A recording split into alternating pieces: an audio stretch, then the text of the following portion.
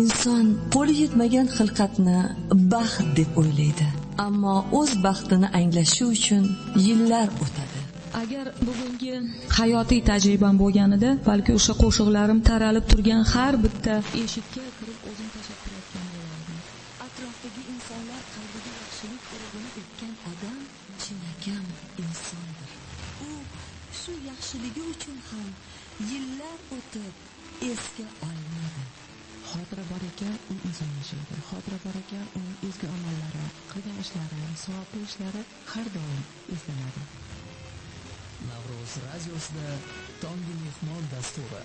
Ko'prik bilan qalblar tutashgan bo'lsa, hozir bundan buyon o'sha qalblarimizni shu tuzuk ko'priksiz tutashtirishga tilakda oshmaydi. Shu qalblar bir-biriga tegib tursin, toki ko'prikka ehtiyoj qolmasin. Dastur homiysi Little Doctor tonometrlari.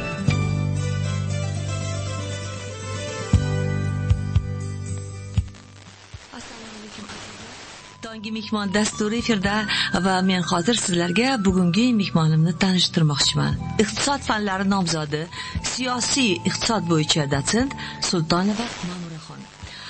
Biz Ma'muraxon bilan juda ajoyib bir vaziyatda tanishdik. Men doim tinglovchilarga aytib beraman. Bir tadbirda qatnashdim va o'sha tadbirda 3-4 odamlar shajara bo'yicha taklif qilindi. Ma'muraxon birinchi qatorda chiqib gapirdilar.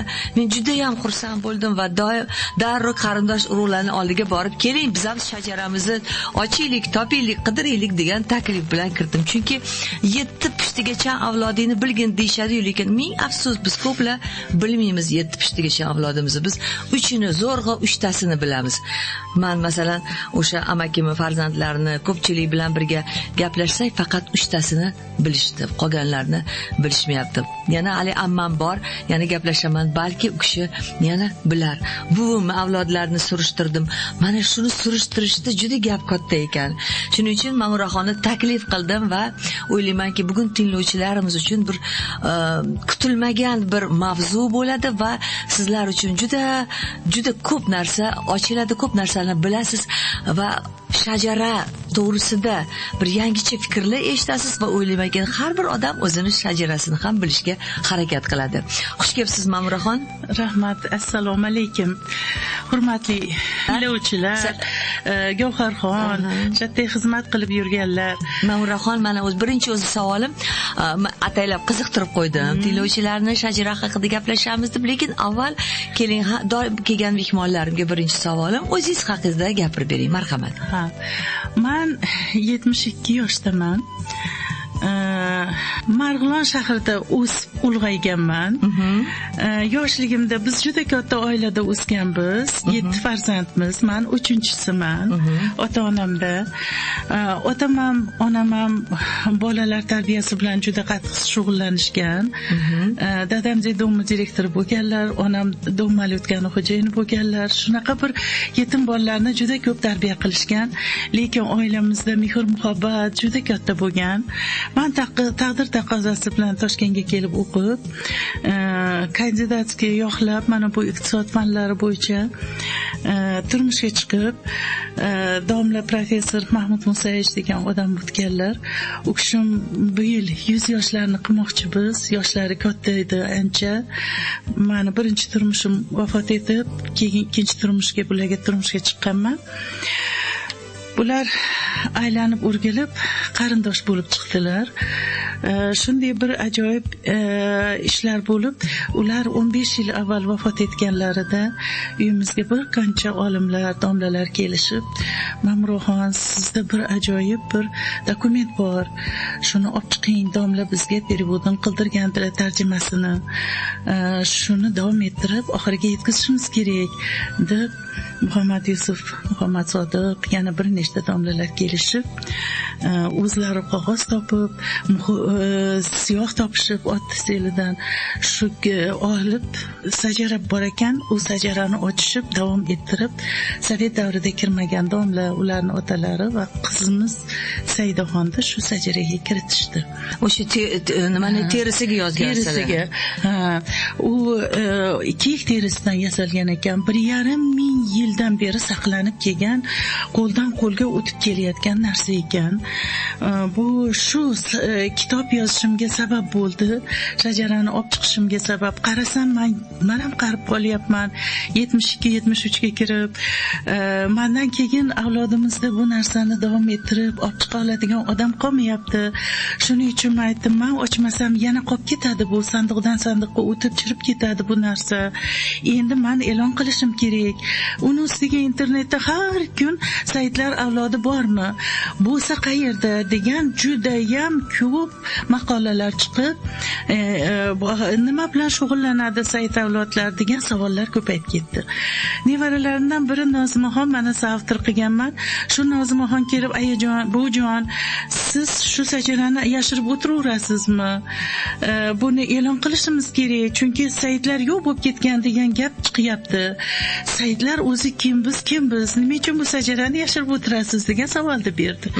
Shundan boshlanib bizni gapimiz, men kitoblar o'qishim, tarix fanlari doktori bo'lganligi uchun xo'jayinim uyimiz to'la kitob, qadimiy kitoblar, ruslarning kitobi, Krachkovskiydi, bu Ivanovning kitoblari, Bertelsni, hammasini ocha boshladim va o'rganib chiqdim. Shu 2-3 sabab bo'lib shu kitobni yozishga o'tirdim. Bulardan shajara degani bu genealogiya ekan. Rus tilida shajara bu insonning nasl nasabini ko'rsatuvchi narsa ekan. 37 avlodni o'rganib chiqa boshladim. Qarasam, bizni Marg'ilonda, bizni saytlarda boshimizni silab, odamlar bizni e'zozlab o'tishardi yoshligimizdan. Hayron bo'lardim, bu nimaga bunaqa qilishadi? Hovlimizda maqbara bor. Hovliga qilingan maqbara, 2-3 maqbara. Shu maqbarani ziyoratiga odamlar butun vodiydan, Sovet davrida ham yo'qotilmagan bu narsa, hammasi saqlangan. Bu nima uchun desam, 1800-yili oxirgi sajarani dunyo aylanib kelgani sababi 1800-yili 2 aka-uka va 1 singil Bag'doddan kelishar ekan. O'zlari bilan sajara, Abdulqodir Giloniyning muhrlari va bir nechta qog'ozlar bor ichida. O'shalarni olib kelishgan ekan. Katta aka Marg'ilonda xok bo'lib, vafotlaridan avval keyinchalik xok bo'lganlar, kichik uka Leninobodga akadan 20 kunda olib kelaman shu sajarani deb olib ketgan ekanlar. 20 kunda olib kelaman degan sajara 144 yilda katta akani farzandi menga qaytib keladi bu sajara. Bu domla meni turmush o'rtog'im, o'shalarni farzandi bo'lib chiqadilar va amaki 1986-yili chaqirib 5 ta o'g'illari bo'lishiga qaramay, avlodlari Leninobodda tarqalganiga qaramasdan shu meni xo'jayinimga topshirib ketadilar bu sajarani. Topshirib, u kishim olib kelib seyfga bekitganlaricha vafotlaridan keyin kelgan mehmonlar oldida ochiladi bu narsa.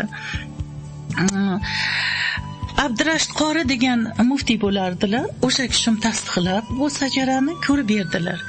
Shundan keyin ham anchagacha men ishonmay yurdim. Bu haqiqatan katta sajarami? Bu eng katta sajarami yo kichkina mayda sajarami deb Saudiyada tog'a taqsirimiz bor edilar. Revolyutsiyadan oldin ketgan Sapoxon To'ra degan. Sapoxon To'ra, Azamxon To'ra degan qarindoshlarimiz bor. Onajonim, amakilarni bolalari. Ular bilan aloqada edik. Men fleshkani jo'natdim. Fleshkaga olibda, zamonani yaxshiligini qarang. Fleshkaga olib jo'natsam, ular tasdiqlab berishdi. Xuddi o'sha siz o'ylagan sajara katta. Bemalol e'lon qilishingiz mumkin. Shundan so'ng men buni kitobda e'lon qila boshladim. Muhammad sallallohu alayhi vasallam Fatima qizlariga qoldirgan yagona sajara ekan. Fatima qizlardan tarqalgan Imom Hasan, Imom Husandan tarqalganlar Saidlar deyilar ekan. Ali turmush o'rtoqlari Ali bo'lgan. Fatima onamiz Ali va Fatimadan tarqalganlar Saidlar. U Alini keyingi 9 ta xotinlardan tarqalganlar xo'jalar deyilar ekan. Buni farqiga bordimda, men aytdim xo'jalar, nega ular xo'jalar deyiladi? Ular xo'jalar keyingi 9 ta xotinlari olgan ekanlar ular. O'sha 9 ta xotinlaridan xo'jalar deyilar ekan, lekin Eronda ularni Fatima avlodi yo'q bo'lib ketgan. Shunda Saidlar deyishar ekan, ular 600 mingta ekan. O'sha 9 ta xotindan tarqalgan bolalar bu yerda xo'jalar deyishgan. Yana 4 choriyorlardan tarqalganlarni ham xo'jalar deyishgan. Biz bilmadim endi shunaqa nom berilgan xo'ja deb. Saidlar deb saidliklarini Xudo tomonidan Qur'onda berilganligi yozilgan. Muhammad sallallohu alayhi vasallamga berilgan saidlik. Azizim, saidlik endi bir muqaddas bir so'z. Bu narsa Muhammad sallallohu alayhi vasallam 26-payg'ambar ekanlar. O'sha kishimga berilgan ekan. Ulardan to'g'ridan-to'g'ri Fotimaga qolgan ekan bu narsa. Fotima qizlariga qoldirganlar sajaranida, Fotimadan Imom Husandan biz tarqalgan ekanmiz. Bu 37 avlod bo'lib, 37-avlod bo'lib, qizim Saidaxon Said Mahmud qizi bo'lib kirdi bularga. Men ham Said avlodman, akani bolalari u kishim ham Said avlod. Qarangki, shuncha qarindosh urug'ni ichida qancha qarindosh urug'larimiz axtarib yurgan odamlarni bir chekkada qolishib, mana shu qizim rus bog'chaga borgan, ruscha tarbiya olganmiz, zamonaviy qizimga shu sajara buyurib turibdi. Shuni nomi yozildi shunga. Sajaraga. Bu nomi yozilishidan, faxrlanishdan tashqari mas'uliyat ham bor bu yerda. Mas'uliyat Saidlarda juda katta bo'lgan. Saidlar islom dinini to'g'ri targ'ibot qilish, halollik, to'g'rilikka o'rgatish, bular uchun qonun, Qur'onda hamma oyatlarni o'rganib chiqish, bular qonun, Qur'on qonuni bilan yurish, kodeksi bilan yurish, bular uchun qonun bo'lgan. Shuning uchun bular yurtma-yurt harakat qilishgan, ko'proq buni borib tarqatishga aka-ukalar tarqalishib. 850-yili birinchi bo'lib kelgan yurtimizga Said Amir Hasan al-Asqar degan odam kelganlar. U kishimni shiyalar, Fors dunyosi 11-imom deb tanishadi. Ularni o'g'illari 8 yoshda yo'qolgan, Mahdiy bo'lgan deb e'lon qilishgan islom dunyosida. Bu qizig'i shundaki, bu sajara ochilgandan keyin bu narsa tarix ochilib ketyapti-da. Qancha odamlar Saidlar to'g'risida yozishgan bo'lsa, hammalari bizda shu sajara yo'q, biz sajara yo'qligidan adashyapmiz deb yozishgan. Jaloliddin Mirzo degan odam 10 yil, 20 yil termizlik odamlar, u kishim katta olimlar Saidlar to'g'risida juda ko'p sajaralar yozganlarda, borib taqalib shu nimaga taqalib qolishavergan, haligi sajaraga, sajarani yo'qligiga. Men aytdim, men sajarani e'lon qilsam, bularning tarixi ham ochilar ekan deb, shu tarixda ochib yubordik. 850-yili kelgan odam Amir Hasan al-Asqar, u kishim 11-imom Naqiyda o'g'lilari bo'lganlar. Naqiyda asl ismlari Ali ekan. Ulardan keyin ularni ko'proq o'sha davrda zaharlab o'ldirishgan. Avlodlarini ham bu 4 yashar bolani qarindosh urug'lari olib Samarqandga kelib qolishadi. 4 yashar bola Samarqandga kelib qarindoshlar bilan kelganlar, otalari o'tib ketgan. 10 yil yashashadi Samarqandda va 6 yil Balxga borib yashab, keyin Termizga kelishib, Imom Termiziy degan odamni sinalariga uylanadilar. Va o'shalardan Hakim at-Termiziy farzand ko'radilar. Hakim at-Termiziy 8 yoshga yetganlarida otalari 27 yoshlarda endi meni unutishgandir, Bag'dodga borib kelay deb Bag'dodga borib, o'sha yerda u kishimni ham zaharlab o'ldirishadi. 11-imomni ham otasiz qoladilar 8 yoshda.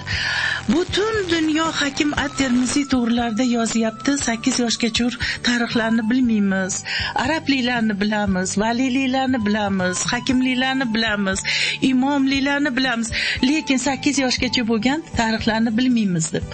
Bu sajarani ochilishdan yana bir xislat bularni 8 yoshgacha bo'lgan tarixlarni ochish bo'ldi. Bu tarixga men ko'proq Ubaydullo Uvatov degan olimni juda ko'p kitoblarini o'qib ko'rib bildim.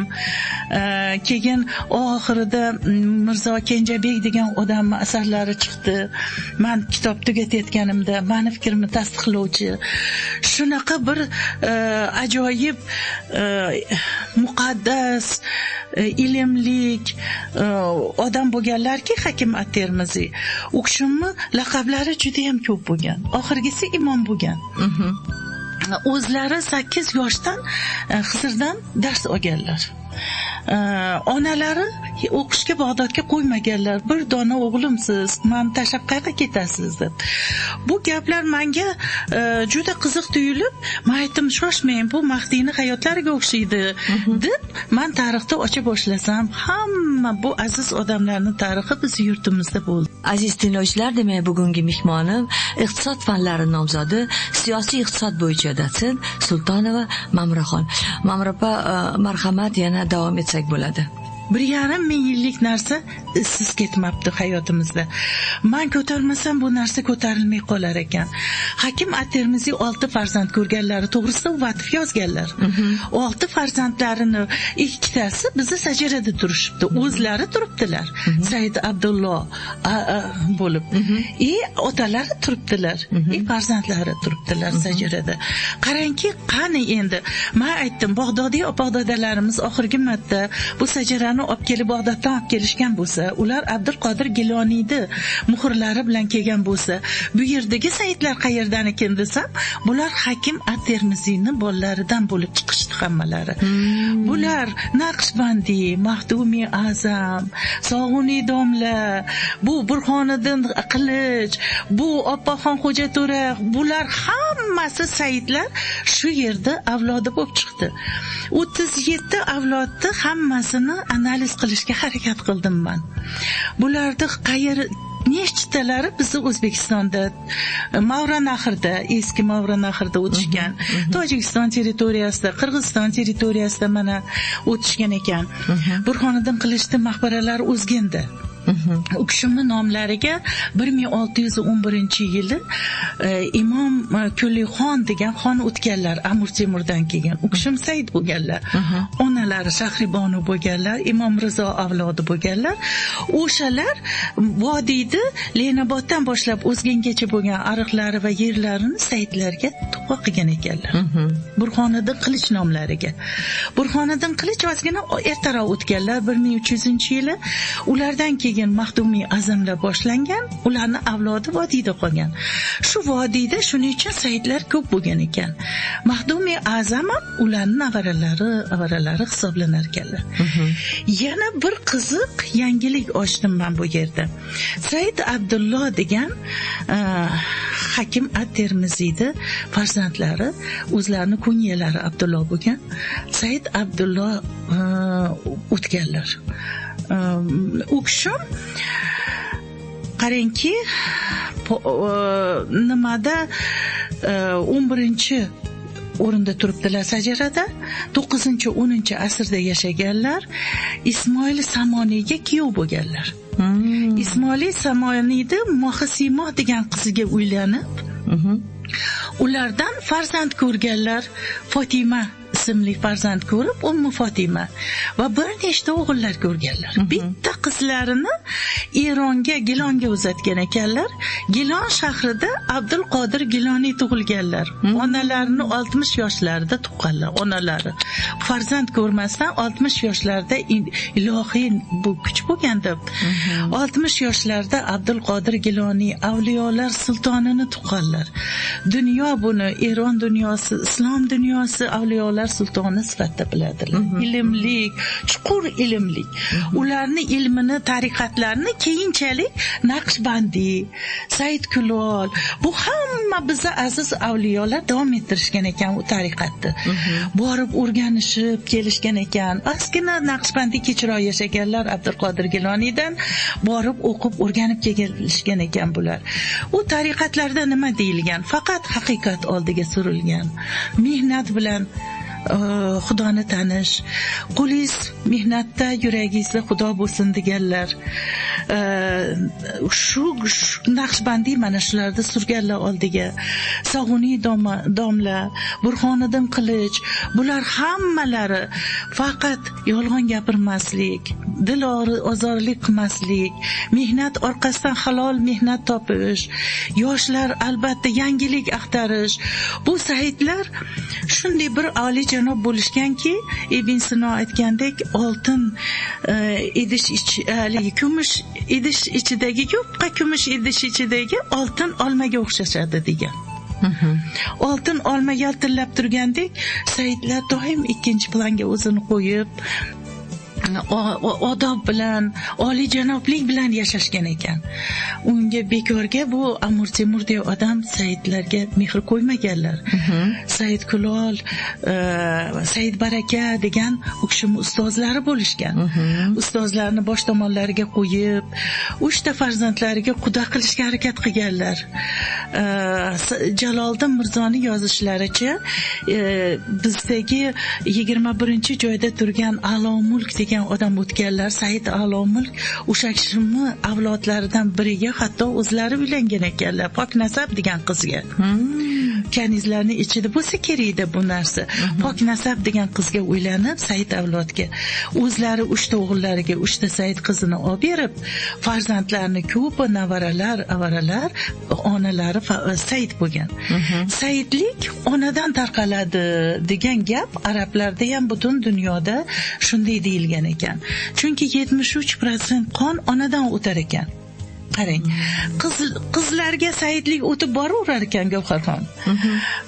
O'g'illarga 2 pokoleniyadan keyin, 2 nimadan keyin, avloddan keyin, 3-chisiga albatta saidga uylanishlari kerak ekan. Yo'qolar ekan ularda qon. Ularda kam bo'lar ekan, o'g'il bolaga kam o'tar ekan qon. Qizlarga saidlardan saidlarga o'tib ketaverar ekan. Shuning uchun said qizlarga uylangan odamlar farzandi said tug'ilar ekan. Nimani Amir Olimxonni onalari, buvalari, buva bobokalonlari said bo'lishgan. Bitta buvilari Shahribonu. Mana shu haligi men aytgan Posho Imom Kullixonni onalari. Bularni tarixda otalari Posho bo'lganda, Eronni bosib olganda, bir qishloqni vayron qilayotgan paytda dod deb Imom Rizoni avlodlaridan bir odam chiqib, men sizga bokira qizimni tuhfa qilaman, qishloqni vayronalikdan to'xtating deyishgan ekan. Shunda u kishim Din Muhammadxon degan podsho o'tgan ekanlar. O'sha kishim o'zlariga xotin qilib bir qizni payg'ambar avlodidan qizni olib kelgan ekanlar. Shahribonu ekan otlari. Men hozir avaramni ham Shahribonu qo'yganman, hamma hayron bo'ladi. O'sha Shahribonu bularni avlodi. Ona tomonlaridan ham Imom Kullixonni, ham Nodirxon degan ukalari ikkovlari tug'ilishgan ekan. O'shalardan Amir Temur hattoki juda ham hurmat qilar ekanlar. Bir joyda o'qiganman, Amir Temur agar meni avlodimda qobiliyatli, davlat boshqarishiga qobiliyatli odam qolmasa, mana shu ikkala bolaga beringlar davlatda degan ekanlar. Shu bular Imom Kullixon bilan Nodirxon kim ekan desam, bular akalari bizni sajirada turibdilar. Ukalari qayerga ketganlar desam, bular Amir Olimxon avlodi ekanlar. Amir Olimxonni sajiralardan chiqdi. Mana men bu yerda 10 ta sajira berganman. O'sha Amir Olimxonni sajiralarda o'sha Shahribonu onalari tufayli ular said bo'lishgan ekan. Shunday bo'lib, bu aka ukani taqdirlari bizda bo'lib, akalari keyinchalik bu sajirani yana ketib qolishini sababi, u yoqqa oxirgi ketgani sababi Imom Kullixonni Toshkent hokimi yagona o'g'illarini o'ldirib qo'yar ekan. Shunday aka-uka mehribon bo'lishganki bular ukalarini chaqirib juma namozida mani ukam podshohlik qiladi, men Ka'baga ketaman, ko'zimni nuri qolmadi, men Ka'baga borib endi Xudoga xizmat qilaman, Xudoning uyida yashayman deb aka topshirib ukaga podshohlikni baxtdan chaqirib topshirib ketar ekanlar. O'shanda sajaraga ular yozilganlar olib ketib qolgan bo'lishlari kerakda. Abdulqodir Giloniyda avlodlari bilan ulanib, muhr bilan birga sajara yana 1800-yili bu yoqqa qaytib keladi. U yoqdagi tarixni hali bilmayman, 1600-yildan keyingi tarixni, lekin 1600-yillari bular ketib qoladilar 16-asrda. Keyin ukalari ham ketib o'sha yerda vafot etarlar. Ular ekalalari Muhammad sallallohu alayhi vasallamning maqbaralarining yonlaridan joy olishgan. Said avlodlilari uchun. Birga o'sha yerda ziyorat qilinadi ularni. Borganlar mana bilishadi, hammalari ziyorat qilishadi o'shalarni. Qarangki, bu tarixning ochilishi juda ham ajoyib. Men yana bir narsa berdim. Bu kitobda 10 ta sajara bizni sajaraga kelib archani shoxidek birlashib ketdi. Grafik berdim. Bu grafikda 10 ta sajara kelib qo'shilib, 10 ta Said avlodi sajarasini kitoblardan, og'zaki aytilgan sajaralardan topdim. Bularni hali bu pergamentda, bu haligi qog'ozda yo'q bular. Qog'ozlarni ko'rmadim, lekin kitobdan kitobga o'tib kelayotgan, yozilganlardan oldim hammasini. 10 ta. Bizni avlodlarimiz shunchalik ko'p ekanki, Said avlodi O'zbekistonda. O'zbekistonimiz shunday muqaddas ekanki, Gavharxon. Buni yuraklarim o'ynab ketadi tarixni ochsam. Bu 10 ta sajarani egalari, bu Sog'uniy domla, bu Mahdumi Azam, bu Mubashir Taroziy, Said Muhammad o'g'li. Bular hammalari shu avlodga kirib, bular shunday bir yaxshi ishlar qilishgan ekan, maktablar ochishgan, masjidlar ochishgan, qurishgan, hattoki yangi mevalarni turini olib kelib ektirishgan. Shular hamma ish bilan shug'ullanishgan. Birinchi tuflini haligi ichiga oyoqqa zarar qilmaydigan qilib namat solishib chiqartirishgan. Shunday bir Qur'onni tarjima qilishgan. A'lo mulk degan Naqshbandiyda nimalari bor, Alovuddin Mansur. O'sha kishim tarjima qilgan Qur'onni o'qisangiz shunday tushunasizki, hayron qolasiz. O'sha kishim 50-yillarda bir chiqqan bu Qur'on. Shu tarjima qilingan ekanlar, qilgan ekanlar u bizning tilimizga. Bular arab, fors tillarida mukammal gapirishgan, tillarni yaxshi bilishgan. Tojik, o'zbek tillarini yaxshi bilishgan. Kitoblar yozgan, she'rlar yozishgan, kitobxonlik qilishgan, g'azalxonlik qilishgan. Madaniyat, ma'naviyatga shunday hissa qo'shishganki yurtimizda, hayron qolasiz. Shuning uchun ham men harakat qildim. O'zbekiston shu Mavra nahrida yashagan 37 odamni topdim, shunaqa katta saytlarni-da. Sajaradan tashqari, sajaradagilardan 20 tasi va ularga qo'shimcha kelayotgan yana 17 ta odamni topib yozishga harakat qildim qisqa. Yana bir narsani aytsam, bir Jaloliddin Mirzo degan o'sha hali saytlar to'g'risida yozayotgan odam bilan ulandim, ular bilan tanishdim. Ular shunday bir ajoyib chuqur mazmunli tarixchi olim ekanlar.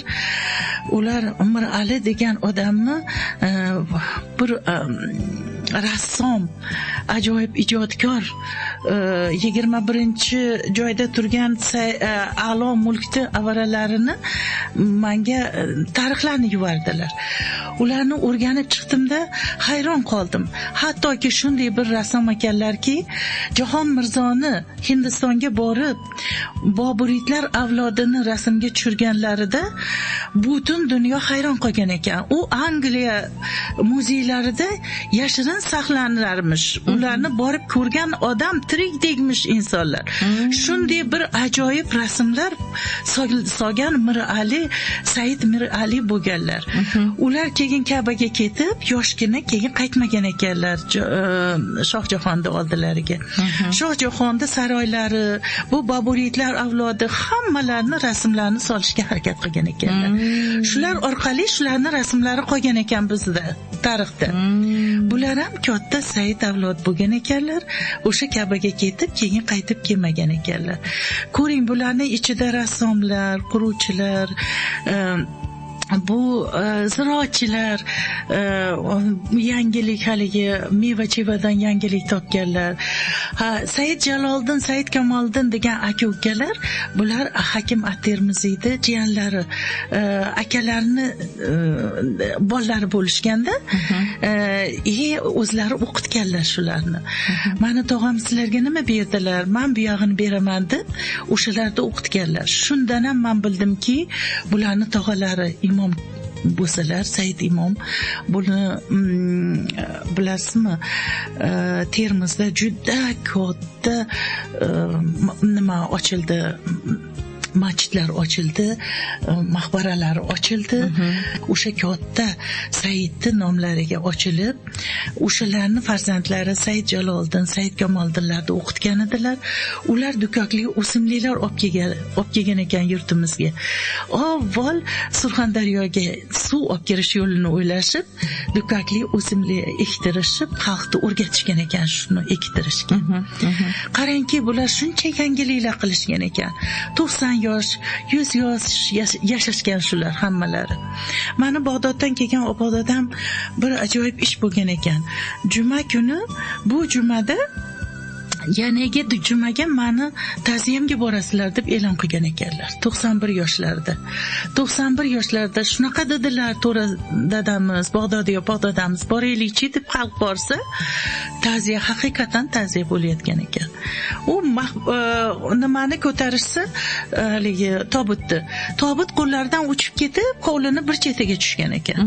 Shuning uchun hovlida maqbara bo'lib qolgan ekan, u hovlida maqbara bo'lib qolgan ekan. Buni Marg'ilon xalqi yoshligimizdan gapirib yurishardi. Shunaqa bo'lgan. Mani onamni dadalari, opog'dadam 7 yoshda ekanlar. U kishim 91 yoshda vafot etganlarda Bag'dodda o'z ko'zlari bilan ko'rgan ekanlar shu narsani. Shunday mo'jizalar, shunday bir ajoyib ishlar bo'lgan ekan. Saidlar hamisha yurtimizga yaxshilik olib kelish harakatda bo'lishgan. Doimiy hammani haqiqatga, to'g'rilikka chaqirishgan bo'lgan haqiqiy Saidlar. Ko'pincha qalbaki Saidlar ham bor. O'zlarini eshon deb ichib, yaxshi tutmasdan, qo'llarida hech qanaqa hujjatsiz o'zlarini e'lon qilib yurganlar ham bor buni ichida. Lekin haqiqiy Saidlarni ajratib olish juda ham oson. Bu narsa bizni avlodimizda, tajribamizda, mani 70 yillik kuzatuvlarimdan ma'lum bo'lyapti Gavharxon. Men yana bir narsa bilan fikrimizni nima qilmoqchiman. Birinchi prezidentimizning gaplari ham juda ajoyib. Odamzod borki, avlod ajdodi kimligini, nasl nasabini, o'zi tug'ilib voyaga yetgan qishloq, shahar, xullasi kalom vatanning tarixini bilishni istaydi. Parvardigori olam buyuk zotlarni o'zi aziz etgan joylardagina dunyoga keltiradi. Bunday yurtlar esa yer yuzida sanoqli deyaptilar.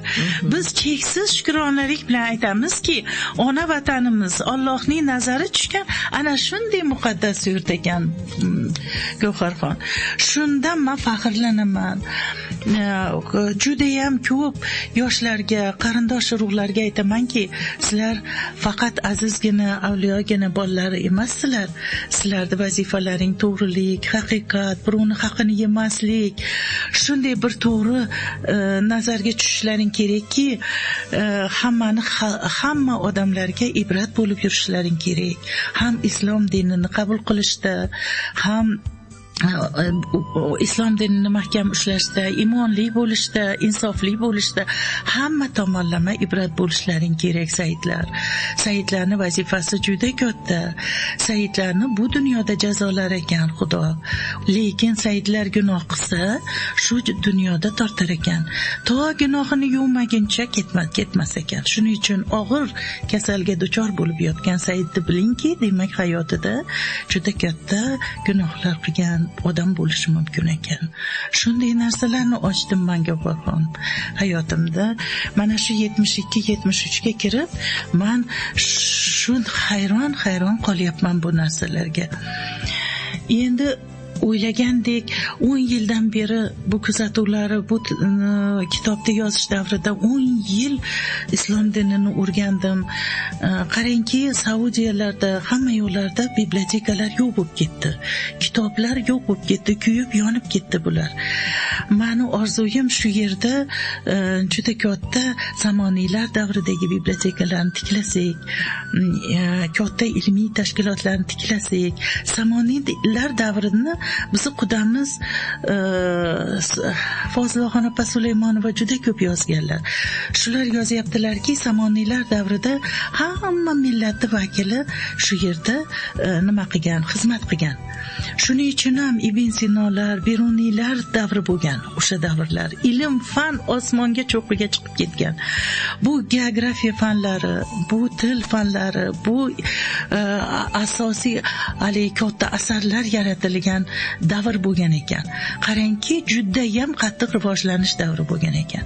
Shuning uchun aytamanki, hech qachon millat ajratmaslik, ilm fanga barabar urinishlik, chiroyli ilm o'rganishlik kerak ekan.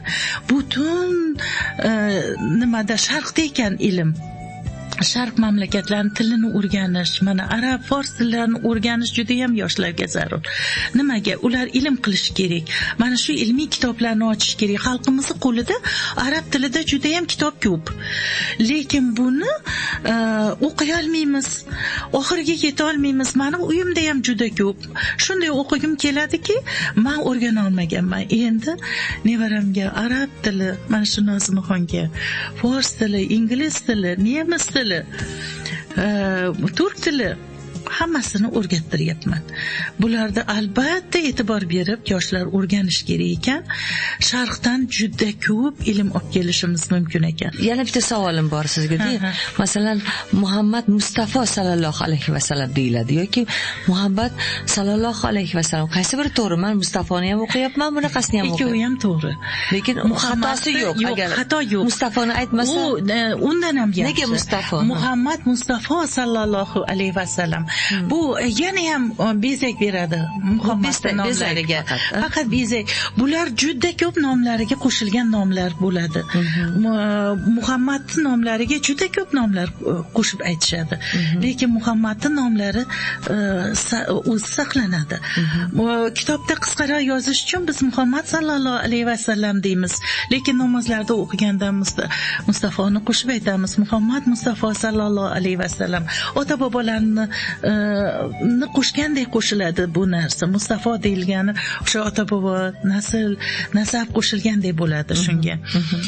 Endi qarang, bizning nasabnomamizda mana birinchi Muhammad sallallohu alayhi vasallam, Fatima Zahro, Imom Husayn, Imom Zaylobiddin, Imom Hasan al-Asqar, Amir Abdulloh al-Araj, Amir Said Hasan, Amir Said Husayn, Said Nasriddin, Said Abul Qosim, Xonzoda Said Abdulloh Samoniy poshoni kuyovi deb yozilgan mana 11-joyda. Xonzoda Ibodul Mulk, Xonzoda Ziyovuddin. Xonzoda nomi mana shu Ismoil Samoniyga kuyov bo'lganlardan keyin Xonzoda nomi ham kelajakda Saidlarga qo'shilib borgan. Xon zotidan degan. Xon zotidan. Ham Xon zoti ham qo'shildi-da bularga, qarang. Xonzoda Shamsuddin, Xonzoda Jafar, Xonzoda Ulul Maoli, Xonzoda Nasriddin kabi, Xonzoda Ziyovul Mulk, Xonzoda Xon Sulton, Xonzoda Shamsuddin yana qaytarilyaptilar, Alo mulki yana qaytarilyapti, Ziyovul mulki yana Nasriddin Jafar yana qaytarilishyapti, Hisomiddin, Amir Said Hisomiddin, Amir Said Husayn, Amir Said Imom, Amir Shoh Qosim, Amir Shoh Muhammad, Amir Kandin Mulaqqab Fathulloh, Amir Shoh Qayyum, Mirsaid Sanjar, Bibi Sharofiniso begim. Qarang, Mirsaid Sanjar mana akalari, Mirzo Said Fozil, mana uchalari oxirgi kelishgan. Sharofiniso begim haqlarida men gapirmayman sizga.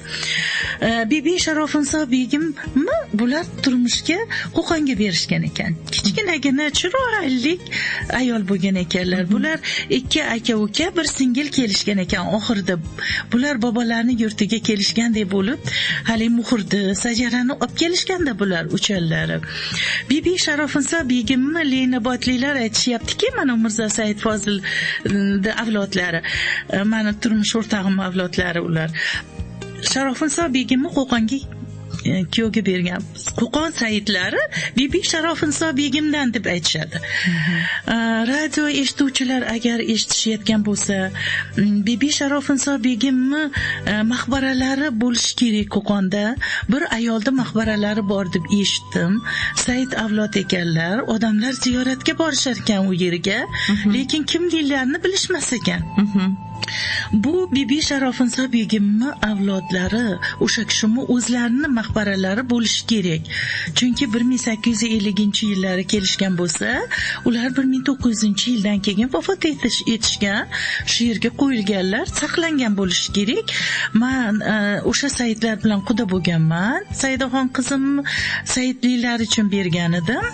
O'sha qudalarimni shularda avlodi deb bilgan edim. Shu Qo'qonliklar bilish kerak. Qo'qon saidlari Bibi Sharofiniso begimdan tarqalgan bo'lishi kerak. Endi bu sajara 13 ta dumaloq muhr bosilgan, podshohlarning muhri bilan tasdiqlangan. Oxirida Abdurashid qori muftiy o'tganlar, o'sha kishi muhrlari bilan tasdiqlangan sajara. Men o'sha sajarani rasmini beryapman. Bu kitobda mana yangilik, mana e'lon qilyapman. Mana shu sajara. Bu katta enlik uzun sajara, mana muhrlar, mana qarang. Bu tasdiqlagan odamlarning muhrlari, bu podshohlarning muhrlari. Bularda ismlari yozilgan. Mana bu muhrni qarang. Bu ajoyib muhr Abdul Qodir Giloniyning muhrlari. Bu odam shuni bostirib olib yursa har balodan saqlaydi degan gap bor. Chunki u kishim chilkof degan narsani yaratganlar, ajoyib oyat yaratganlar. 40 oyat deyishadi. O'shani aytib yurgan odam omadi keladi degan gap tarqalgan xalqimiz ichida. Mana shu muhrni bostirish uchun Marg'ilonga kelib yurishadi meni qarindoshlarimga odamlar. Mana men shuni chiroyli qilib, odamlar ko'rmagan buni, dunyo bilmaydi hali. Eron dunyosi buni ajoyib, bu muhr bizda ekanligi, O'zbekistonda ekanligi, bu sajara O'zbekistonda ekanligini islom dunyosi hali xabari yo'q. Uni ustiga men 4-5 ta tilga aylantirdim bu kitobni. Arab, fors tili, turk tili, rus tiliga aylantirib hozir tarqatyapman. Rus tilini Rossiyaga jo'natdim, turk tilini Turkiyaga jo'natdim. Nashriyotdan chiqarishga. Arab, fors tillarini hozir jo'natmoqchiman. U nashriyotdan chiqarib xalqlariga o'sha tilda tarqatishadi. Endi bizni O'zbekistonimizning mavqesi oshadi, diniy turizm oshadi. Bular endi saytlar yotgan joylarni ziyorat qilishga ham endi bular intiq bo'ladi hammasi. Islom dunyosi bu yerga yo'qiladi, turizm ochamiz. Bu turizmga yordam qiladi degan fikrdaman yurtimizga. Mana Naqshbandiyda Said ekanliklarini tasdiqladim, Said Kuloldi, boshqalarni hammalarini tasdiqlagan joyda bular bir baravar emas, 2 baravar ziyoratga kelishadi endi. Mana Marg'ilondagi ziyoratgohimiz, bu yerdagi maqbaralar, Marg'ilonda hovlida. Mana bu Said Muhammad Shoh, bu ona tomonim, boshqa tomonlari hammalari Said bo'lishgan. Bular qarindosh bo'lishgan hammalari bir-birlariga. Qarang mana bu bizni sajaramiz bo'lsa, asosiy sajara. Mana bu yerga 10 ta sajara kelib qo'shilgan mana. Alixon To'rasog'uniydiki, Said Abdulqodir Giloniydiki, Said Muhammad Bahovuddin Naqshbandiydiki, mana Musoxon Dahbidiydiki. Bu kishim nima? Mahdumi Azam Dahbidi avlodlari Mir Said Aliniki, mana hali rassomniki, mana bu yerga kelib 21-joyga qo'shilyaptilar. Said Olimxondiki, mana Zayniddin bobo Quyi Orifon Toshkentda yotibdilar, mana u kishim kelib bizga qo'shilyaptilar. Mana Hoji Imkongani degan odam o'tganlar kelib Toshkentda yashaganlar, u kishim ham. Hazrat Said Amir Kulol, Mir Said Fathulloh, Said Bizruxo'ja degan odamlarda sajaralari kelib bizga qo'shilyapti. Va bu nimani ko'rsatyapti? Bizni O'zbekistonda Said avlodini juda ko'pligi, bularni bizni yurtimiz buyukligi, bunday tabarik insonlarni bizda xudo anda qilib singib, bizni xalqimizga singib ketganligidan dalolat beryapti. Shuning uchun ham balki yurtimiz tinchdir, balki xalqimiz shunday ajoyib, go'zaldir, balki xalqimizni xulq atvorlari ham ajralib turishadi butun dunyoda. Musulmon dinini olib borishlari ham to'g'riligida, ilm ham, fan ham, hamma narsa baravar ketyapti bizni O'zbekistonda. Hozir yurtimizga havasi kelmagan yurtlar yo'q. Hozir navbatni reklamaga beramiz, keyin suhbatimizni yana davom ettiramiz.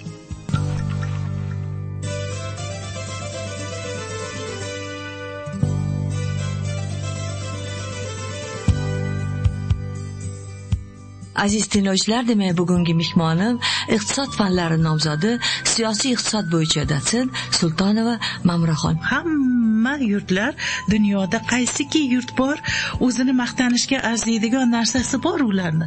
Lekin bizni buyukroq narsamiz bor ekan yana. Biz allomalar berganmiz dunyoga, ulug'beklar berganmiz, Ibn Sino berganmiz, Ibn Sinolar, Beruniylar.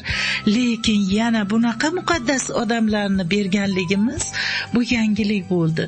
Men shuning uchun kichkina kitob bo'lsa ham 149 betli kitob, bu albatta sotuvga chiqarilgan. Saidlar shajarasi deb nomladik, Saidlar shajarasi deb. Men radio eshituvchilardan tanqidiy nazarlarni ham, yaxshilik nazarlarini ham, boshqa hammasini qabul qilaman.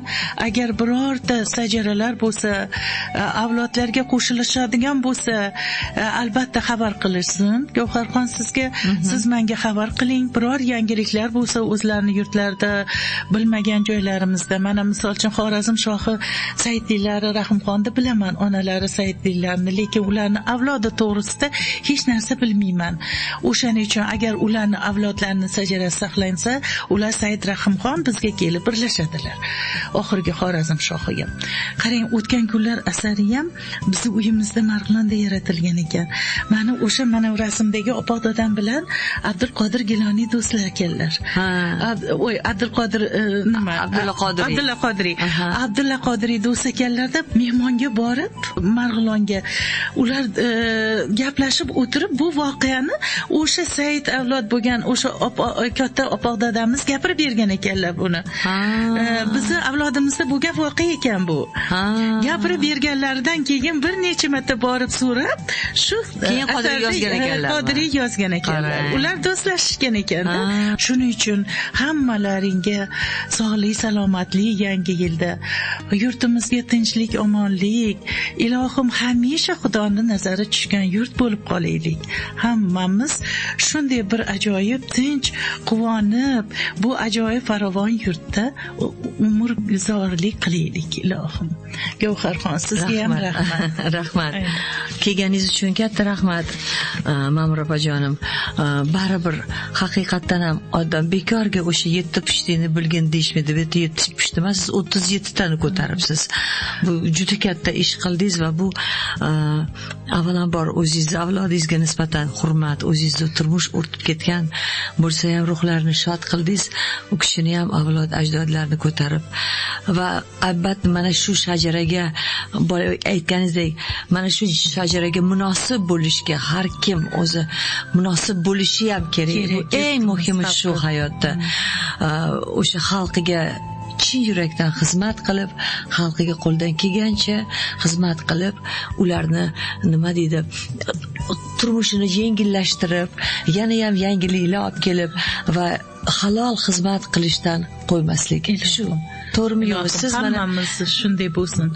Ilm fan bu nasldan naslga aql zakovat, ilm fan, olijanoblik, bu haqgo'ylik, haqiqatni bilish, tanish, shularni hammasi nasldan naslga o'tib kelgan bo'lsin. Yurtimizda bolalarimiz ham bizni ketimizdan bizdan ham ilmliroq bo'lishsin ilohim. Bu ilmlar men boshladim. Bu ilmni keti yo'q. Buni albatta yoshlar albatta o'rganib chiqish kerak. Yana ko'proq yangiliklar olib kirish kerak. To'g'ri, siz o'rningizda arxivdan bir ayolni olib keldim, ikkalamiz bir soat gaplashganmiz. Shu ayol o'sha kiyik terida yozilgan hujjatlar bizda bor. Juda ko'p hujjatlar chet eldan kelib o'qishadi, lekin bizda mutaxassislar juda kam deb u ham o'kinib gapirdi. Men hozir qayerga borsam aytaman, azizlarim, farzandlaringizni bering. O'sha arab tili ham xili ko'p ekan, fors tili ham xili ko'p ekan. Mana shularni o'qib, o'sha qancha ilmlarni boya aytganingizdek, qancha ilmiy ish qilish mumkin, chunki bu hujjatlar yotibdi, o'qiy olmaydigan, hech kim bularni o'qiy olmay turibdi va qancha hali dunyoga yangilik berishimiz mumkin. Yaxshi ham buni Hamid Sulaymon institutida, ilmiy tekshirish institutida tarjima qilib ketgan ekanlar domla. Agar tarjima qildirmasalar o'sha olimlarga, eski olimlarga, men buni ocholmagan bo'lardim. Bu sajara eski arab fors tilida yozilgan ekan. Shuning uchun ko'pchilik odam bilmasdan u sajarani olib yuradi, ko'pchilikda bo'lsa kerak bir choq sajaralar, lekin o'qish olmaydi. Shuning uchun farzandlarimiz shu tillarni o'rganib bizdan ustun bo'lishlarini xohlayman. Gavharxon, rahmat kelganingiz uchun, taklifingiz uchun rahmat. Katta rahmat. Aziz tinglovchilar, yana seshanbada uchrashguncha